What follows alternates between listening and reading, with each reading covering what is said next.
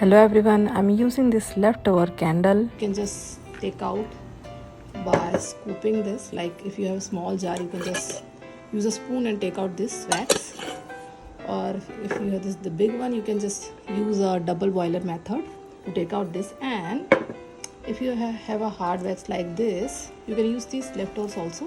You can just use one mug and microwave for 2 minutes and you are good to go.